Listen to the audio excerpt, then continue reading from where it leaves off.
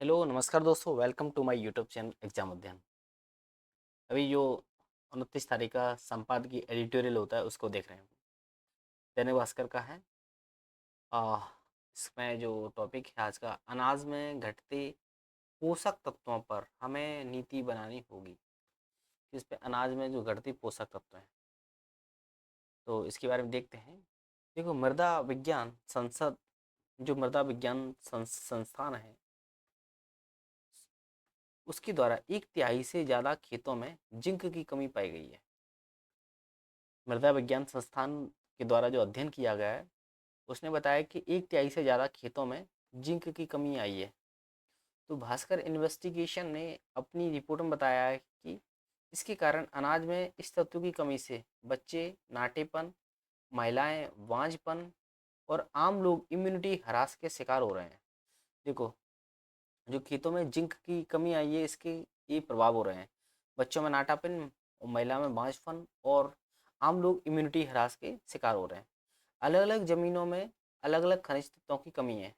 वहाँ के अनाज में भी ये चीज़ मिलती है। जब ज़मीन में जो मिट्टी में खनिज तत्वों की कमी होगी, उसी के अनुसार वहाँ के अनाज में भी कमी मिलती है उनकी।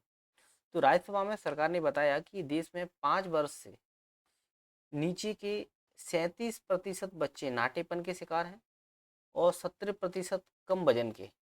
इन दोनों अक्षमताओं का मूल कारण कुपोषण यानी समुचित मात्रा में पोषक तत्वों का न मिलना। तो नाटीपन के शिकार बच्चों का सबसे ज़्यादा प्रतिशत यूपी में है, 46.83% है। जबकि झारखंड, बिहार और मध्य प्रदेश में यह क्रमशः 43.26 झारखंड में, 42.68 बिहार में, झारखंड बिहार में, और 42.09% एमपी में। यानी टॉप 4 कौन कौन से राज्य आते हैं? यूपी, झारखंड, बिहार, मध्य प्रदेश। सरकार जहां उत्पादन बढ़ाने की उपाय कर रही है, उसे विज्ञान की नई जानकारी के आधार पर अब 2 नए मोर्चों पर लड़ना होगा। एक, जमीन में नाइट्रोजन और अन्य खनिजों की कमी, और पर्यावरण बदलाव के कारण गेहूं और चावल में लगातार गिरते प्रोटीन प्रतिशत, जिसे ग्रेन मिनरल डेंसिटी के तौर पर मापा जाता है, इसको बढ़ाना होगा। एक शोध के अनुसार पिछले 166 वर्षों के अनाजों का विश्लेषण करने के बाद में यह पाया गया कि गेहूं में प्रोटीन की मात्रा 32 से घटकर मात्र 16% रह गई है। नेचर मैगजीन में छपे इस शोध ने दुनिया की सारी आंखें खोल दी हैं। दूसरा है, राज्यसभा सभापति खिलाड़ी नहीं, अंपायर की तरह हो। देखो, खिलाड़ी खेलते हैं लेकिन अंपायर डिसीजन होते हैं, दो चीज होती है। तो डेरेक ओ ब्रायन राज्यसभा में टीएमसी के नेता हैं।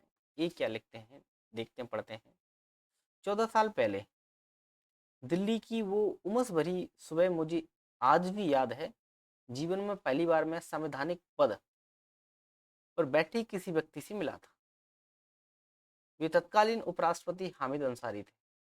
वह संसद में मेरा पहला दिन था। शपथ ग्रहण करने के बाद उन्होंने पहली बार संसद बने हम कुछ नेताओं को कॉफी पर बुलाया था। बातचीत चलती रही। जब उन्होंने देखा कि गपशप करते हुए 15 मिनट से अधिक हो गए हैं, तो उन्होंने हमें चर्चा जारी रखने के लिए अपने घर पर बुलाया। हम कुछ दिनों बाद उनके घर पर भी गए थे। यह हमारे लिए रोमांचक था कि दूसरे सर्वोच्च संवैधानिक पद पर बैठे व्यक्ति ने हमें हम जैसे सांसदों से मिलने के लिए समय निकाला। एक राजनयिक के रूप में हामिद अंसारी का लंबा और प्रतिष्ठित करियर रहा था। वे भारत सरकार के चीफ ऑफ प्रोटोकॉल, ऑस्ट्रेलिया में उच्चायुक्त, संयुक्त राष्ट्र में स्थायी प्रतिनिधि, अफगानिस्तान, ईरान, सऊदी अरब में राजदूत रहे थे। देखो, हामिद अंसारी साहब के बारे में बताया, जो कि भारत के पूर्व उपराष्ट्रपति रहे हैं, कि भारत के चीफ ऑफ प्रोटोकॉल, ऑस्ट्रेलिया में उच्चायुक्त, संयुक्त राष्ट्र में स्थायी प्रतिनिधि, अफगानिस्तान, ईरान और सऊदी अरब में राजदूत रहे थे। और फिर वे भारत के 12वें उपराष्ट्रपति बने थे। कोलकाता में जन्मे अंसारी के बारे में बातें, जो बात कम ही लोग जानते हैं, वो यह है कि वे अपने कॉलेज के लिए मध्यम क्रम के विकेट कीपर बल्लेबाज भी थे। वास्तव में ईरान में राजदूत रहते हुए उन्होंने भारतीय दूतावास के कर्मचारियों के लिए क्रिकेट शुरू करवाया था। यह भी कहा जाता है कि उन्होंने ईरान में इस खेल को लोकप्रिय बनाया था। राज्यसभा के सभापति के तौर पर अंसारी ने विधान परिषदों में कई इनोवेशन किए। जैसे संसद सत्र के दौरान अंसारी रोज सुबह 10:30 बजे से 10:55 तक कॉफ़ी मीटिंग करते थे। कॉफ़ी मीटिंग सदन के नेताओं के साथ। इस अनौपचारिक बातचीत से सत्ता पक्ष और विपक्ष को दिन भर की कार्यवाही में सामंजस्य बनाने में मदद मिलती थी। सभापति के तौर पर अंसारी का एक नियम अटल था कि कोई भी विधेयक हंगामे के बीच पारित नहीं होगा। इससे यह सुनिश्चित हुआ था कि तत्कालीन सरकार कोई भी कानून जबरन नहीं थो सकती थी। प्रश्नकाल और शून्यकाल के समय में बदलाव का पूरा श्रेय अंसारी को ही जाना चाहिए। बीते 6 दशकों से प्रश्नकाल सुबह 11 बजे शुरू होता आ रहा था और इसके बाद 12 बजे से शून्यकाल शुरू होता था। अंसारी को लगा कि प्रश्नकाल अक्सर हंगामे की भेंट चढ़ता है, क्योंकि सदस्य दिन की शुरुआत में ही महत्वपूर्ण मुद्दों को उठाना चाहते हैं। 2014 में अंसारी ने इसमें बदलाव किया। अब राज्यसभा में पहले 11 बजे से शून्यकाल होता है, जिसमें सदस्य तत्कालिक जनहित के मुद्दे उठाते हैं, और 12 बजे से प्रश्नकाल शुरू होता है। अंसारी के दृष्टिकोण को इस कदम से समझा जा सकता है कि राज्यसभा का सभापति खिलाड़ी नहीं बल्कि अंपायर है। यदि आप खिलाड़ी बनते हैं तो पक्षपाती हो जाते हैं। सेवानिवृत्ति के बाद भी दिल्ली में सुखद जीवन बिता रहे हैं। उन्होंने कई किताबें भी लिखी हैं। दूसरे जिन उपराष्ट्रपति के संपर्क में मुझे आने का सौभाग्य मिला वे थे वेंकैया नायडू, एक अनुभवी सांसद जो ग्रामीण विकास, शहरी विकास, आवास और शहरी गरीबी उन्मूलन, सूचना और प्रसारण के साथ संसदीय कार्य मंत्रालय में भी मंत्री रहे थे।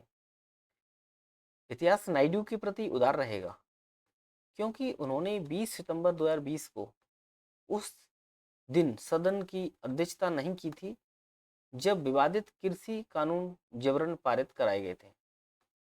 शायद इसलिए क्योंकि वे कृषक परिवार में जन्मे थे। उनका चैम्बर हो या सदन, दोनों ही जगह नायडू हर किसी से एक ही लहजे में बात करते थे, फिर चाहे सत्ता पक्ष के सदस्य हों चाहे विपक्ष के। यह सराहनीय है।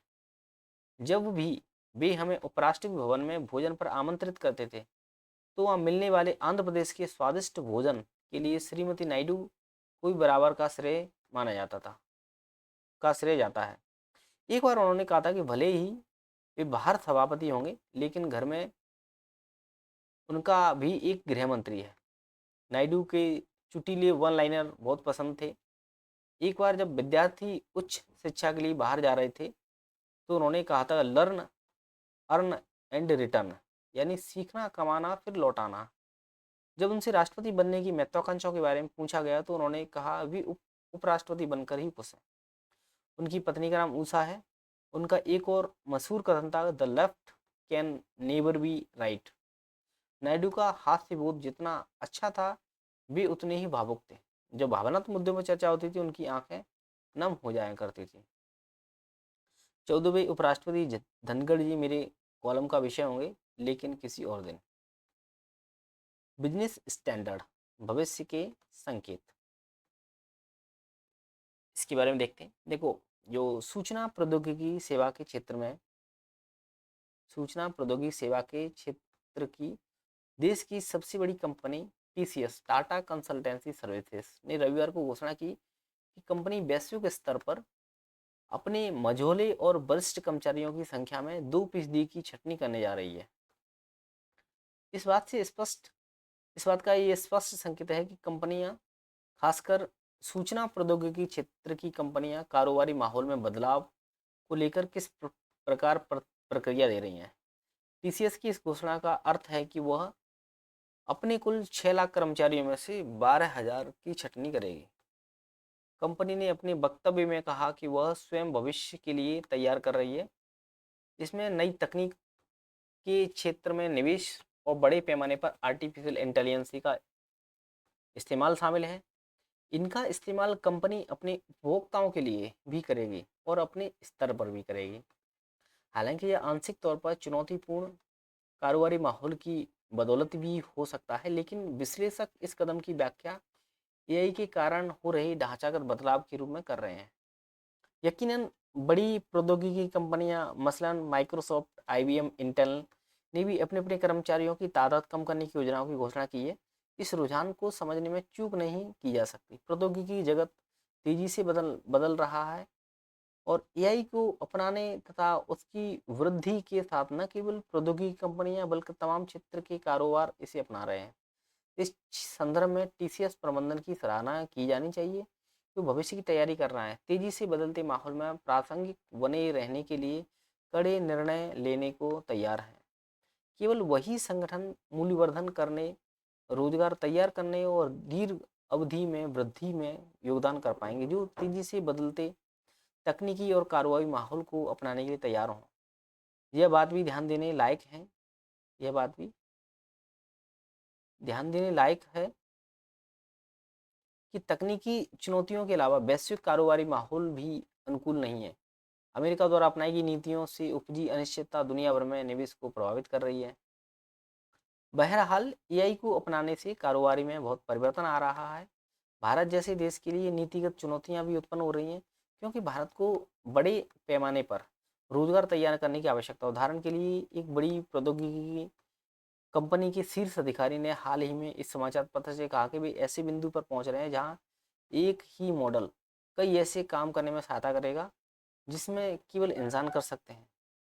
एक बार जब कारोबार ऐसे मॉडल को अपना लेंगे तो वे बहुत बड़े पैमाने पर इंसानों की जगह लेने लगेंगे। परिणामों के मामले में एआई और स्वचालन को अपनाना संतुलन को श्रम की बजाय पूंजी के पक्ष में और अधिक झुका देगा। हालांकि कई क्षेत्रों में यह पहले ही हो रहा है, लेकिन मध्यम अवधि में इसमें बहुत अधिक इजाफा होने लगा है। ऐसे में बड़ा सवाल यह है कि भारत जैसे देश में नीतिगत स्तर पर इसे लेकर क्या प्रतिक्रिया दी जानी चाहिए। दुर्भाग्यवश इनकी कोई आसान उत्तर नहीं है। नीतियां कंपनियों को तकनीक को अपनाने से नहीं रोक सकती हैं। नीतियां कंपनियों को तकनीक को अपनाने से नहीं रोक सकती हैं, क्योंकि उनकी प्रतिस्पर्धी बने रहने के लिए आवश्यक है। बहरहाल बहरहाल इससे इंसानी श्रम की मांग जरूर कम होगी। यकीनन इनके प्रबंधन और संचालन के लिए जरूर प्रतिभाओं की जरूरत होगी। भारत को इन क्षेत्रों में अपनी विशाल तकनीकी श्रम शक्ति को नए सिरे से निर्देशित निर्देशित करके शायद फायदा हो सकता है। शीर्ष इंजीनियरिंग संस्थानों में प्रशिक्षण की भी अनुकूलित करने की जरूरत हो सकती है। प्रौद्योगिकी को अपनाने से विभिन्न प्रकार के कार्य भारत आ सकते हैं। बेशक ये सब केवल संभावना है और कुछ भी तय ढंग से नहीं हो कहा जा सकता है। इस समय यकीनन एक व्यापक नीतिगत बहस की आवश्यकता है। भारत व्यापारिक गुटबाजी और प्रौद्योगिकी द्वारा तेजी से श्रम का स्थान लेने की बढ़ती संभावनाओं के माहौल में जनांगिकी का लाभ कैसे उठा सकता है। अगला, जीएसटी में सुधार के विकल्प और समाधान। कविता राव, लेखिका, NIPFP की निदेशक हैं। जीएसटी के बारे में बात करें अपन तो यहाँ पे जीएसटी में सुधारों के अगले चरण को लेकर काफ़ी उम्मीदें की जा रही हैं। ऐसी जानकारी आ रही है कि प्रधानमंत्री कार्यालय PMO ने जीएसटी में बदलाव को सैद्धांतिक मंजूरी दे दी है। अब जीएसटी परिषद में इस पर चर्चा होने के साथ ही निर्णय लिए जाएंगे। ये वास्तव में राजस्व से जुड़ी बातों पर ध्यान केंद्रित करते हुए संभावित सुधारों के विकल्पों और उनके प्रभावों को पता लगाने के लिए वैचारिक प्रयोग है। सरकारें और करदाता और उपभोक्ता सरकारें, करदाता एवं उपभोक्ता दोनों ही जीएसटी में सुधारों से प्रभावित होंगे। सरकारों के लिए प्रभावी कर दर बढ़ाने की आवश्यकता हो सकती है। 11 फरवरी 25 को लोकसभा में एक प्रश्न के उत्तर में वित्त मंत्री निर्मला सीतारमण ने बताया था कि 23-24 के लिए औसत जीएसटी दर 11.64% था, जबकि जीएसटी से पहले के दौर में यह 15.8% था। काम से काम मौजूदा औसत दर और राजस्व के प्रदर्शन को बरकरार रखने की आवश्यकता है। वहीं दूसरी तरफ अपेक्षित तौर पर करदाताओं और उपभोक्ताओं की चिंताओं को देखते हुए कर दरों में कमी की वकालत पर जोर दिया जा सकता है।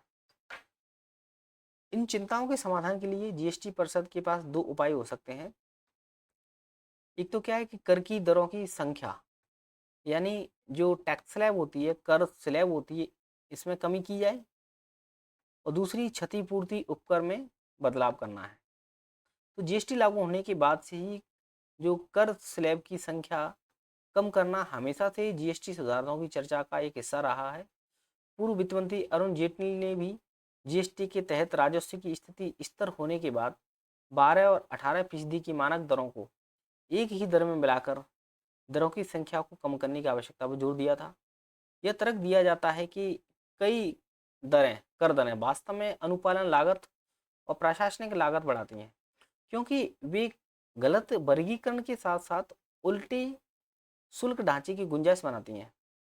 कर दरों की संख्या कम करने से संभावित विकल्पों की खोज करते समय विचार करने योग्य दो महत्वपूर्ण पहलू हैं। कर दरों के कारण बनी कर राजस्व की संरचना और मांग में उतार चढ़ाव की संभावित समझ, यानी कर दरों में बदलाव के प्रति मांग की संवेदनशीलता और कीमतों में लचीलेपन से जुड़ी जानकारी आसानी से उपलब्ध नहीं होती है, लेकिन कर राजस्व की संरचना पर कुछ जानकारी उपलब्ध हो जाती है। संसद में एक अन्य प्रश्न के उत्तर में वित्त राज्य मंत्री पंकज चौधरी ने बताया कि 2023-24 में जीएसटी राजस्व संग्रह का लगभग 70-75% हिस्सा 18% कर स्लैब से आया था, जबकि 5 से 6% हिस्सा 12% के कर स्लैब से आया था। इसके अलावा 5% स्लैब से सिर्फ 6 से 8% राजस्व आया था, और 28% के उच्चतम कर स्लैब ने पिछले वित्त वर्ष में राजस्व में 13 से 15% का योगदान दिया था। इन आंकड़ों से स्पष्ट है कि 5 और 12% दोनों जो स्लैब होती हैं उच्च कर स्लैब की तुलना में कुल राजस्व में बहुत कम योगदान करते हैं। तो कर दरों में संशोधन करते समय यदि इन स्लैबों पर ध्यान रखा जाता है तो राजस्व जोखिम कम से कम हो सकता है। यदि लक्ष्य कर स्लैब की संख्या कम करनी है तो 18 से 28% वाली जो स्लैब है उसमें बदलाव करना मददगार नहीं होगा। 28 और 18 वाली को नहीं करना है, 5 और 12 को चेंज करना है। ऐसे में कुछ विकल्पों पर विचार किया जा सकता है, जैसे कि पहला वाला है कि 5% और 12% स्लैब का विलय करके एक 8% स्लैब बनाया जा सकता है। चूँकि इन स्लैबों का राजस्व में योगदान समान है, ऐसे में राजस्व पर प्रभाव न्यूनतम हो सकता है। दूसरा क्या है कि अगर 12% स्लैब को ख़त्म कर दिया जाता है तो कुछ वस्तुओं को कम दर पर लाया जा सकता है, जबकि अन्य को कुछ उच्च दर पर लाया जा सकता है, ताकि राजस्व तटस्थता बनाई रखी जाए। 12% स्लैब को समाप्त किया जा सकता है और इसकी सभी वस्तुओं को 5% स्लैब के दायरे में ले जा सकता है। इससे सरकारों को राजस्व का नुकसान होगा जो जीएसटी के 5 से 6% के बराबर होगा। पहली और दूसरी विकल्पों में कुछ राजनीतिक आर्थिक विचार सामने आ सकते हैं और उन क्षेत्रों से विरोध भी जताया जा सकता है जिनकी कर दरों में वृद्धि होती है। विकल्प ग सरकारों की लागत बढ़ाता है, लेकिन यह बात करदाता उपभोक्ता समुदाय की स्वीकार होगी तो जीएसटी सुधार के लिए दूसरे घटक, यानी उदाहरण के तौर पर क्षतिपूर्ति उपकर में बदलाव करते हुए कुछ पृष्ठभूमि की जानकारी ध्यान में रखी जा सकती है। जैसे यह उपकर जीएसटी व्यवस्था के तहत संग्रह किए गए कुल राजस्व जो टोटल रेवेन्यू होता है उसमें महत्वपूर्ण योगदान देता है। जैसे जीएसटी व्यवस्था में कोई भी सुधार जिसमें उपकर को समाप्त करना शामिल है उससे राजस्व में कमी आएगी। इसका अर्थ है कि 23-24 में 1.44 लाख करोड़ रुपए और 24-25 में 1.49 लाख रुपए जीएसटी के तहत शुद्ध राजस्व में 7.6% की कमी रही है। पहले 5 वर्षों के लिए राज्यों के राजस्व घाटे को ध्यान में रखते हुए उपकर से हासिल राजस्व की व्यवस्था की गई थी। बाद के वर्षों में इसका इस्तेमाल केंद्र सरकार को राजस्व हानि के लिए मुआवजे की प्रतिबद्धता को पूरा करने से जुड़े ऋणों की भरपाई करने के लिए हुआ था। दूसरे शब्दों में पिछले 2 वर्षों में न तो केंद्र न ही राज्य की मौजूदा व्यय आवश्यकताओं को पूरा करने के लिए राजस्व मिला है। इस संदर्भ को देखते हुए तर्क दिया जा सकता है कि उपकर से मिला राजस्व इसके बदलाव से मिलने वाला राजस्व अतिरिक्त उपलब्ध राजस्व होगा। जीएसटी सुधार के ढांचे में इस धारणा को शामिल करने के विकल्पों का दायरा बढ़ सकता है। क्षतिपूर्ति उपकर को जीएसटी की शीर्ष दरों में मिलाया जा सकता है। यह क्षतिपूर्ति उपकर मुख्य तौर पर लग्जरी वस्तुओं, सेवाओं, प्रदूषण फैलाने वाले सामान और हानिकारक वस्तुओं पर लगता है। क्षतिपूर्ति उपकर किस पर? लग्जरी वस्तुएं, सेवाओं, प्रदूषण फैलाने वाले सामान और हानिकारक वस्तुओं पर लगता है। ऐसे में इन करों को बनाए रखना उचित और न्यायोचित माना जा सकता है। इसका अर्थ यह है कि केंद्र और राज्य सरकारों की राजस्व संग्रह में समान हिस्सेदारी होगी। उपकर से मिलने वाला राजस्व 12% के स्लैब से मिलने वाले राजस्व के बराबर में होगा। ऐसे में ऊपर दिया गया विकल्प ग राजस्व के लिहाज से तटस्थ हो सकता है, यानी इससे सरकारों के राजस्व में कोई नुकसान नहीं होगा। एक और विकल्प यह है कि उपकर को खत्म कर दिया जाए। इससे केंद्र और राज्य की राजस्व में कोई बदलाव नहीं आएगा। हालांकि जीएसटी के तर्कसंगत बनाने के उपाय के तौर पर यह उपाय अपने आप में आम आदमी को पसंद नहीं आता है और निष्पक्षता की चिंताओं को अनदेखा कर देता है। जाहिर है कि यह उपाय आकर्षक नहीं है। अगला राष्ट्रीय सहारा का संपादकीय है कब रुकेंगी त्रासदियाँ, जयसिंह रावत के द्वारा लिखा गया। ये हरिद्वार की प्रसिद्ध मनसा देवी मंदिर में 27 जुलाई को रविवार को जो कुछ हुआ वह किसी अप्रत्याशित घटना की तरह नहीं था। यह हादसा एक बार फिर से उस सच्चाई को सामने लाता है कि धार्मिक आस्था का उफान जब प्रशासनिक विवेक, स्थान की क्षमता और वैज्ञानिक भीड़ प्रबंधन पर भारी पड़ता है तो आस्था का यह सैलाब त्रासदी में बदल सकता है। उस दिन मंदिर की मुख्य मार्ग की सीढ़ियों पर अचानक भगदड़ मच गई। कहा गया कि किसी ने एफआईआर फैला दी कि रैलिंग में करंट दौड़ रहा है। नतीजा यह हुआ कि 8 श्रद्धालुओं की मौके पर ही मौत हो गई और लगभग 30 श्रद्धालु घायल हो गए। यह घटना हमें बता दी है कि हम आज भी उन्हीं भूलों को दोहरा रहे हैं जिनका इतिहास दशकों पुराना है।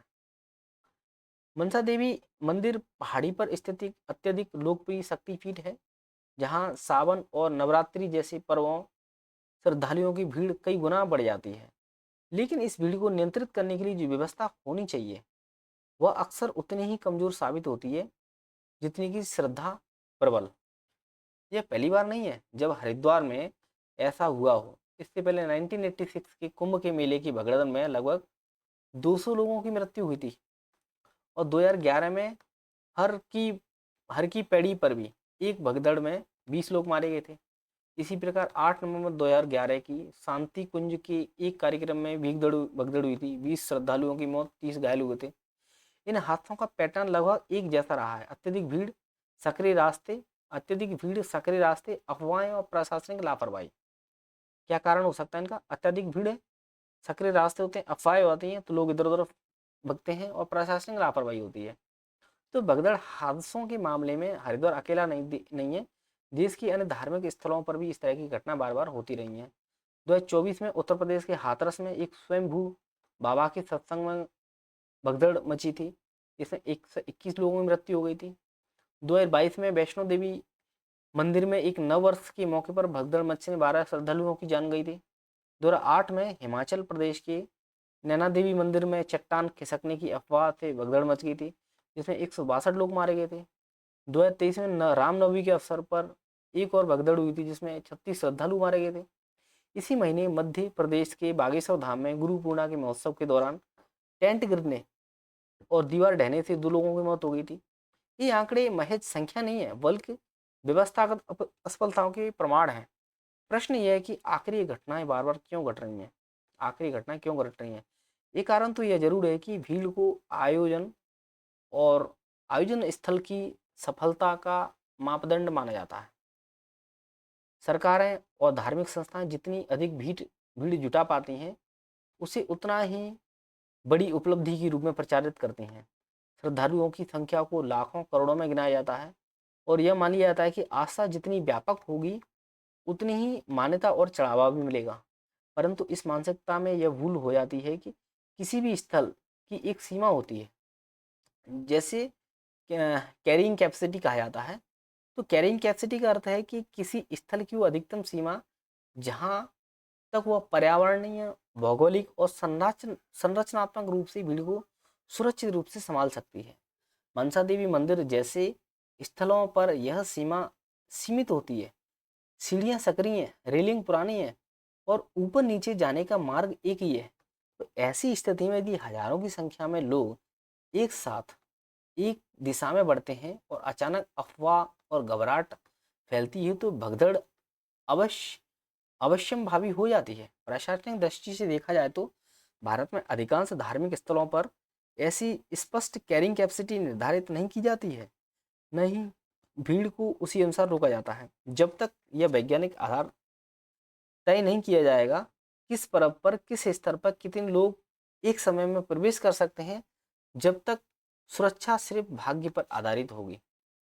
प्रशासन कई बार दावा करता है कि उसने पर्याप्त इंतजाम किए थे, सीसीटीवी कैमरे लगवाए थे, पुलिस बल तैनात किया गया था, रूट प्लान तैयार था, परंतु जब हादसा हो जाता है तो ये व्यवस्थाएं कागजों में ही सीमित पाई जाती हैं। मनसा देवी मंदिर की घटना में भी यही हुआ।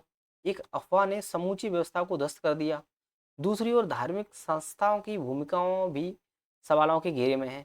कई बार आयोजक भीड़ को लेकर के कोई वैज्ञानिक अनुमान नहीं लगाते हैं, न ही किसी प्रकार की पूर्व अनुमानित प्रक्रिया का पालन करते हैं। हाथरस की घटना इसका ज्वलंत उदाहरण है। ना आयोजन का कोई नियंत्रण था, ना किसी एजेंसी से सहमति ली गई थी और न ही आपातकालीन प्रबंधन की कोई योजना थी।